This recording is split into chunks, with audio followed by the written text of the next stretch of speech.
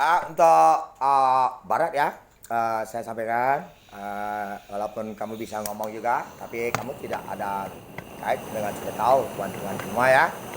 Uh, kita asli ya, alat-alat itu tipinya sudah mutung, itu sudah dibuang ya, dan tidak boleh si kamar pun TV itu dibuat orang bisa nonton. Kita lagi tidur bersama isi atau apa, nggak boleh melanggar aturan.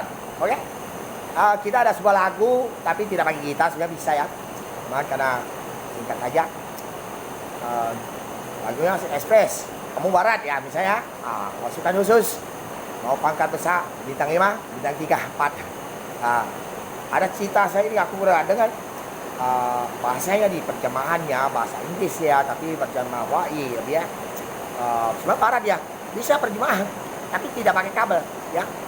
老公你帶你老婆相依啦，老婆給我在waktu virus suruh dunia sedot di semua, you understand?